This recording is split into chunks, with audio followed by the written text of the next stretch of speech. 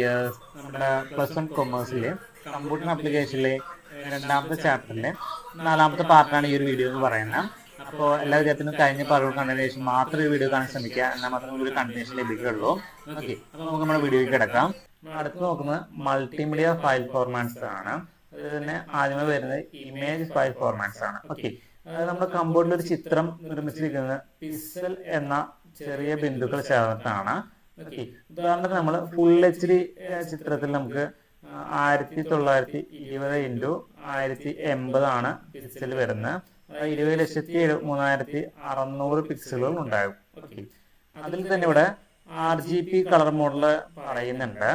അതായത് ഓരോ പിക്സലിന്റെയും നിറം റെഡ്, ഗ്രീന്, ബ്ലൂ കൊണ്ടാണ് നിർമ്മിച്ചിരിക്കുന്നത്. അതിൽ തന്നെ 0 മുതൽ 25 വരെയുള്ള മൂല്യം 24 ബിറ്റ്സ് ആയിരിക്കും. ഓക്കെ, അത് ഓർക്കേണ്ടതുണ്ട്. പിന്നെ ഒരു ഇമേജ് ഫയലിന്റെ ഘടന എന്ന് പറയുന്നത് ഹെഡർ സെക്ഷൻ ഉണ്ടാവും, പിന്നെ പിക്സൽ ഡാറ്റ ഉണ്ടാകും, പിന്നെ മെറ്റാ ഡാറ്റ ഉണ്ടായിരിക്കും. ഓക്കെ, ഈ ഹെഡർ സെക്ഷനിൽ വരുന്നത് ഫയൽ ഫോർമാറ്റ്, വീതി, ഉയരം, കംപ്രഷൻ, തരം തുടങ്ങിയ വിവരങ്ങളാണ്. പിന്നെ പിക്സൽ ഡാറ്റയില് ചിത്രത്തിലെ ഓരോ പിക്സലിന്റെയും കളർ ഡാറ്റ ആയിരിക്കും ഈ പിക്സൽ ഡാറ്റയിൽ ഉണ്ടാവുക.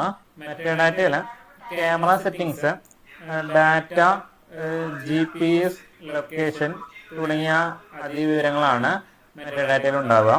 ഓക്കെ, നമുക്ക് ടൈപ്പ് ഓഫ് കംപ്രഷൻ നോക്കാം. 2 ടൈപ്പാണ് വരുന്നത്. ഒന്ന് ലോസി കംപ്രഷനും മറ്റേത് ലോസ്ലെസ് കംപ്രഷനും ആണ്. ലോസി കംപ്രഷൻ ഇത്ര ഉദ്ദേശിക്കുന്നു, അതായത് ഫയൽ സൈസ് ഗണമായി കുറയ്ക്കാൻ ചിത്രത്തിലെ ചില വിവരങ്ങൾക്ക് നഷ്ടപ്പെടുന്നത്, ക്വാളിറ്റി മറ്റു കാര്യങ്ങൾക്ക് നഷ്ടപ്പെടുന്നതാണ് ലോസി കംപ്രഷൻ എന്ന് പറയുന്നത്. ലോസ്ലെസ് കംപ്രഷൻ ഇതിന് വിപരീതമാണ്. അത് വിവരങ്ങൾക്കോ ചിത്രത്തിന്റെ ക്വാളിറ്റിക്കോ ഒട്ടും നഷ്ടം സംഭവിക്കാതെ ഫയൽ സൈസ് കുറയ്ക്കുന്നതിനെയാണ് നമ്മൾ ലോസ്ലെസ് കംപ്രഷൻ എന്ന് പറയുന്നത്. അടുത്ത് നമുക്ക് ഇമേജ് ഫയൽസിന്റെ ഫോർമാറ്റ് നോക്കാം. ഇവിടെ 5 ഫോർമാറ്റ് കൊടുത്തിട്ടുണ്ട്. അതിൽ ഫസ്റ്റ് വരുന്നത് BMP ആണ്, ബിറ്റ് മാപ്പ് ആണ്. മൈക്രോസോഫ്റ്റ് ആണ് ഇത് വികസിപ്പിച്ചെടുക്കുന്നത്. സവിശേഷത എന്ന് പറയുമ്പോൾ അൺകംപ്രസ്ഡ് ആണ്, വളരെ ഉയർന്ന ക്വാളിറ്റി ഉണ്ട്. പിന്നെ പക്ഷേ അതിന്റെ ഫയൽ സൈസ് വളരെ കൂടുതലായിരിക്കും, വെരി ലാർജ് ആയിരിക്കും അതിന്റെ ഫയൽ സൈസ് എന്ന് പറയുന്നത്. നമ്മൾ അടുത്തൊരു ഫോർമാറ്റ് എന്ന് പറയുന്നത് JPEG ആണ്. JPEG എന്ന് പറയാം, ജോയിന്റ് ഫോട്ടോഗ്രാഫിക് എക്സ്പേർട്ട് ഗ്രൂപ്പ് ആണ് പറയുന്നത്. അതില് ലോസി കംപ്രഷൻ ആണ് ഉപയോഗിക്കുന്നത്.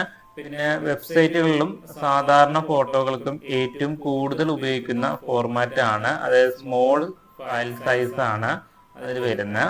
പിന്നെ അടുത്തത് പറയുന്നത് PNG ആണ്. നമുക്ക് അറിയണത് തന്നെയാണ്, പോർട്ടബിൾ നെറ്റ്വർക്ക് ഗ്രാഫിക്സ് ആണ്. ഇത് ലോസ്ലെസ് കംപ്രഷൻ ആണ് ഉപയോഗിക്കുന്നത്.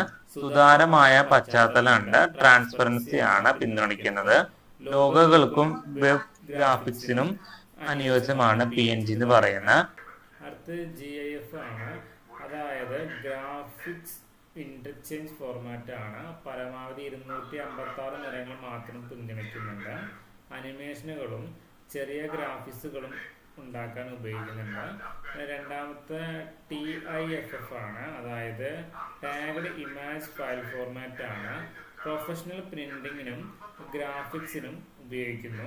വളരെ ഉയർന്ന ക്വാളിറ്റിയും വലിയ ഫയൽ സൈസുമാണ് അതിൻ്റെ സവിശേഷതയായിട്ട് പറയാനുള്ളത്. പിന്നെ നമ്മൾ നോക്കുമ്പോൾ ഇവിടെ ഒരു കമ്പാരിസൺ കൊടുത്തിട്ടുണ്ട് ഈ ഫയൽസിൻ്റെ തന്നെ. ഒരു കമ്പാരിസൺ നമുക്ക് നോക്കാം. ഓക്കെ, നമുക്ക് ഇതിൻ്റെ ഇമേജ് ഫയൽ ഫോർമാറ്റ്സ് കമ്പാരിസൺ നോക്കാം. അതായത് PMP, JPG, PNG, GIF, TIFF ഈ ഒരു ഇതിനെ നമുക്കൊന്ന് കമ്പാരിസൺ ചെയ്ത് നോക്കുകയാണ്. അതായത് അതിൻ്റെ കംപ്രഷൻ ടൈപ്പ് വരുമ്പോൾ PMPയിൽ അൺകംപ്രസ്ഡ് ആണ്, JPG ലോസി ആണ്, PNG ലോസ്ലെസ് ആണ്, JIF ലോസ്ലെസ് ആണ്, പിന്നെ TIFF ലോസ്ലെസ് ആണ്, ലോസി ആണ്.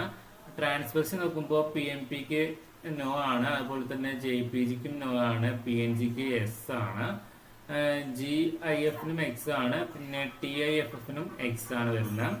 പിന്നെ നമ്മുടെ അനിമേഷൻ നോക്കുമ്പോൾ PNPയിൽ ഇല്ല, അതുപോലെ തന്നെ JPG-നും ഇല്ല, പിന്നെ PNG-നും ഇല്ല, നമ്മുടെ GIF-നും വരുന്നുണ്ട്, പിന്നെ അതുപോലെ TIFF-നും വരുന്നുണ്ട്. ഓക്കെ, പിന്നെ ഇമേജ് ക്വാളിറ്റിയിലേക്ക് നോക്കുമ്പോൾ PMP എക്സലന്റ് എന്ന് പറയാം, JPG നമുക്ക് ഗുഡ് പറയാം, പിന്നെ PNG എക്സലന്റ് പറയാം, പിന്നെ GIF ലോ ആണ്, 256 കളേഴ്സ് മാത്രമേ ഉള്ളൂ.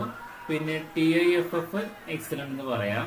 പിന്നെ ഫയൽ സൈസിലേക്ക് നോക്കുമ്പോൾ PMP വെരി ലാർജ് ആണ്, JPG സ്മോൾ ആണ്, PNG മോഡറേറ്റ് എന്ന് പറയാം, GIF നമുക്ക് സ്മോൾ ആണ്. ഓക്കെ, പിന്നെ അതുപോലെ TIFF വെരി ലാർജ് ആണ്. ഇത് എവിടെയൊക്കെയാണ് കോമൺ ആയിട്ട് യൂസ് ചെയ്യുന്നത് പറയുമ്പോൾ PMF യൂസ് ചെയ്യുന്നത് വിൻഡോസ് ആപ്പ്, അതുപോലെ തന്നെ റോ ഇമേജ് സ്റ്റോറേജിലാണ് PMF യൂസ് ചെയ്യുന്നത്. JPG യൂസ് ചെയ്യുന്നത് ഫോട്ടോസ്, വെബ് ഫോട്ടോസിലൊക്കെയാണ് JPG യൂസ് ചെയ്യുന്നത്.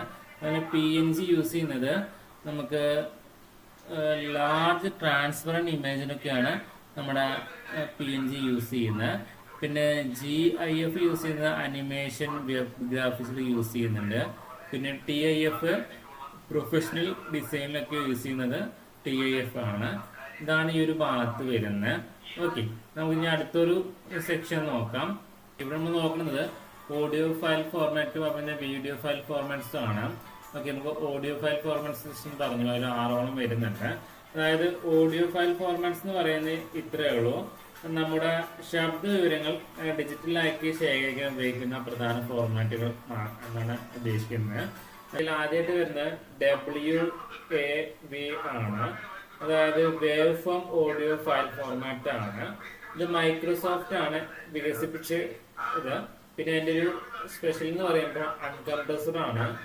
യഥാർത്ഥ ശബ്ദത്തിന്റെ ഗുണനിലവാരം അത് നിലനിർത്തുന്നത്, ഒറിജിനൽ സൗണ്ട് ഡാറ്റ നിലനിർത്തുന്നുണ്ട്. പിന്നെ അതിന്റെ ഫയൽ സൈസ് കൂടുതലാണ്. ഓക്കെ, പിന്നെ അത് ഉപയോഗം എന്ന് പറയുമ്പോൾ സ്റ്റുഡിയോ റെക്കോർഡിങ്ങിനും എഡിറ്റിങ്ങിനും ഉപയോഗിക്കുന്നുണ്ട്, അതായത് WAV എന്ന് പറയുന്നത്. പിന്നെ അടുത്ത് പറയുമ്പോൾ MP3 ആണ്. നമുക്കറിയാം MEG1 ഓഡിയോ ലെയർ 3 എന്നാണ് അത് നമ്മൾ ഉള്ളിലേക്ക് പറയുമ്പോൾ എക്സ്പ്ലെയിൻ ചെയ്ത് പറയുമ്പോൾ അതിന്റെ ഒരു സവിശേഷത എന്ന് പറയുമ്പോൾ ലോസി കംപ്രഷൻ ആണ് ഉപയോഗിക്കുന്നത്. മനുഷ്യന്റെ ചെവിക്ക് വേർതിരിച്ചറിയാൻ പറ്റാത്ത സൂക്ഷ്മ ശബ്ദങ്ങൾ നീക്കം ചെയ്യുന്നുണ്ട്. പിന്നെ ചെറിയ ഫയൽ സൈസ് ആണ്, മികച്ച ഗുണനിലവാരമുണ്ട്, എല്ലാ ഉപകരണങ്ങളും വ്യാപകമായി പിന്തുണയ്ക്കുന്നുണ്ട്, വൈഡ്ലി കാപ്പബിലിറ്റി അതിനുണ്ട്. ഓക്കെ, അതുപോലെ തന്നെയാണ് അടുത്ത് AAC ആണ്, അഡ്വാൻസ്ഡ് ഓഡിയോ കോഡിംഗ് ആണ് വരുന്നത്.